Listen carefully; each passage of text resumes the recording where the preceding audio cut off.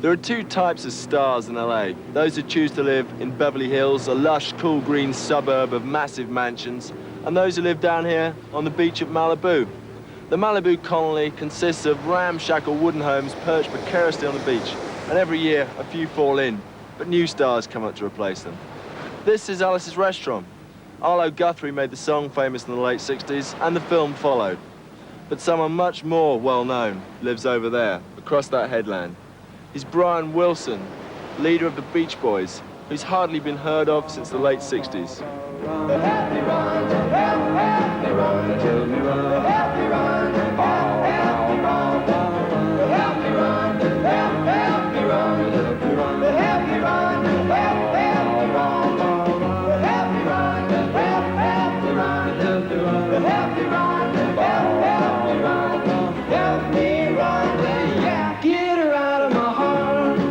As his brother, drummer Dennis Wilson said, Brian Wilson is the Beach Boys. He's the band, we're his messengers. Brian Wilson was the creative songwriting and production genius behind the Beach Boys sound of the 60s. But he hated the public responsibilities that went with success. Success that brought 10 top 10 singles and LPs in the UK alone between 1966 and 70. Technically still a Beach Boy, the intervening years have been troubled ones for Brian Wilson. Only now, at 46, has he released his first solo album. Brian, tell us how you came to record your first solo LP in well over 20 years as a musician. Well, it all started with Gene Landy, my executive producer and doctor.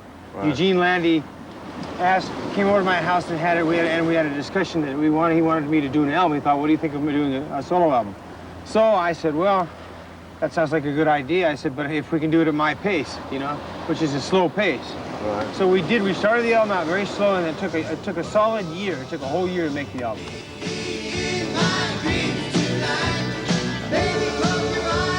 How traumatic for you was it going back into the studio and then having to come out and promote an album after many years of very sporadic activity? Oh, well, it felt very scary. Very scary, but exciting. There's a close association between excitement and fear that we must realize, you know. When we're scared, sometimes it's just excited in disguise, you know. That's all I know.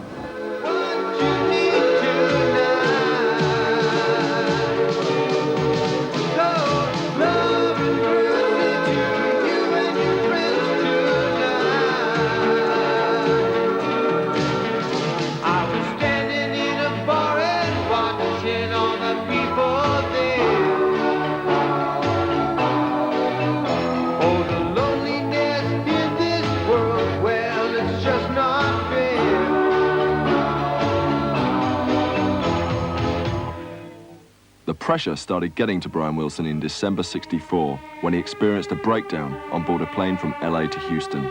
By '67, his trauma was increasing and his brainchild, Smile, the follow-up LP to the seminal Pet Sounds, was abandoned and never released.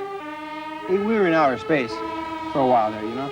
I got into a thing where nothing could stop me. I got very, very, very headstrong about things. I panicked about my name. I thought, oh my God, how am I going to live up to that name, you know? Did you blame anyone for that initial withdrawal, say in the mid-late 60s? No, I blame myself and drugs. Drugs are what got me. Drugs laid me out. I had so much money to spend on drugs. You see, the problem is people that have a lot of money can afford to buy drugs, right? So they can buy more and more. Because when you get a tease, you want more, right? You stroke a kitten's neck, you take your hand away, what does it do? It puts its neck on your hand for more stroking. Because it wants more, it feels good, you know? That's why I kept wanting more and more drugs. Did you blame the music business in any way, the pressure? Yes, the pressures of the music business were 90% responsible for my withdrawing into my bedroom. I stayed in my room for about 3.5 years. I was taking some drugs, you know, and I experimented myself right out of action. That was really what life was all about for me, you know, staying in bed. I mean, I was hiding away from everything and anything, and it was just one big hideaway. Yes, may I help you? Is there a Brian Wilson here? Yeah, he's upstairs in his room. So I use this room as my little castle. I still think of it as my little castle. Hello. Are you Brian Wilson? Yes, I am. Good afternoon, Mr. Wilson. We're from the Highway Patrol, Surf Squad.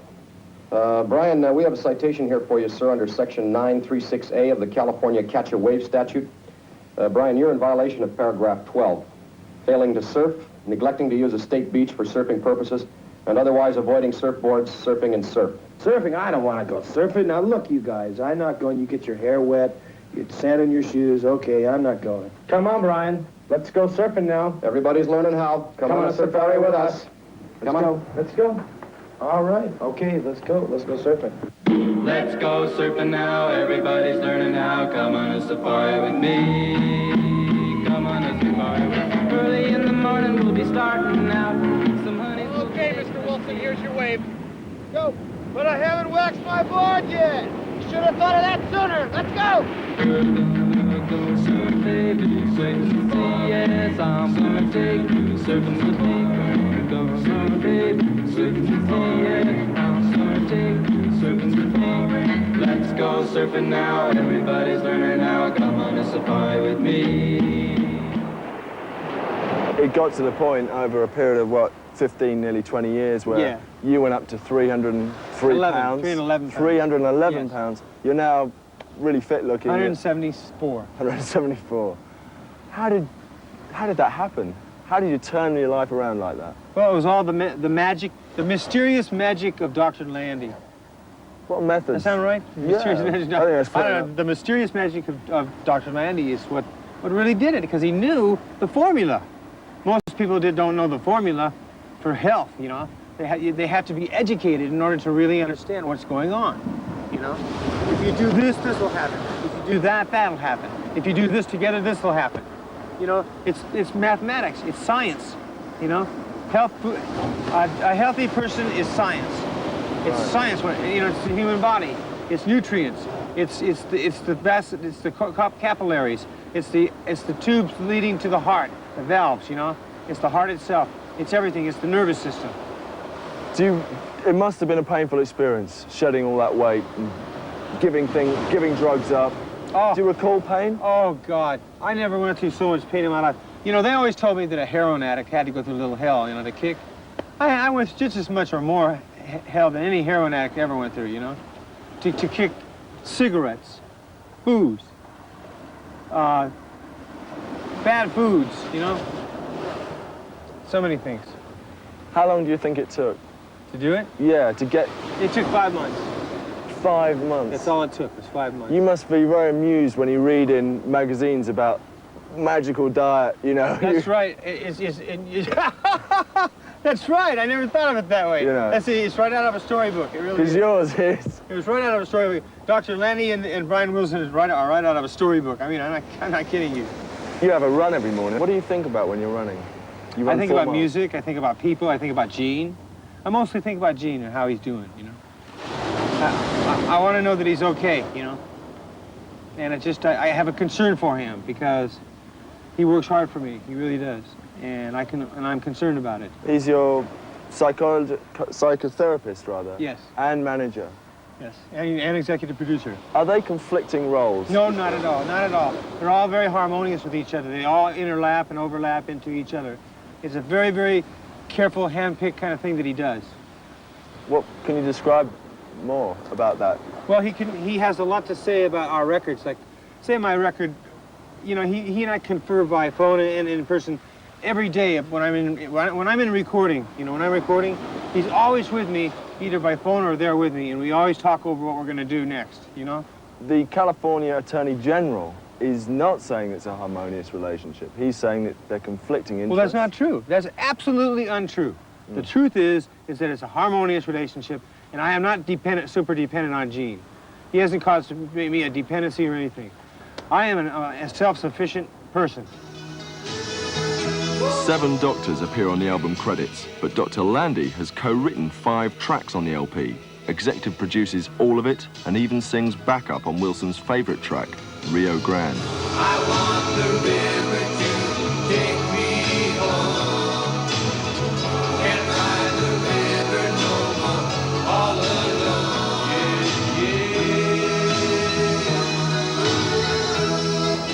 Yeah, Rio Grande. That's an 8 minute. Yes, 8 minute and 2 second masterpiece. It's sort of like a suite, a rock suite, you want to call it? Yeah. Yeah. That's an unusual length from the man who coined the 2.5 Yes. minute single in the 60s. Yeah.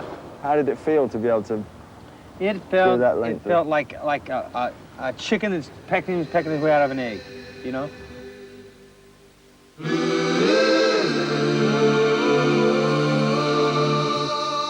As we spoke on the Pacific coast, the Beach Boys were midway through their summer tour, thousands of miles away, preparing for the first of 2 shows that particular day in Ohio. As usual, touring reluctantly without Brian. I did all the voices myself on my album, so therefore it does not sound like the Beach Boys. Only by hearing the top note, the bottom 3 notes don't sound at all like the Beach Boys. So it's really not a Beach Boys sound at all. It's more a Brian Wilson sound.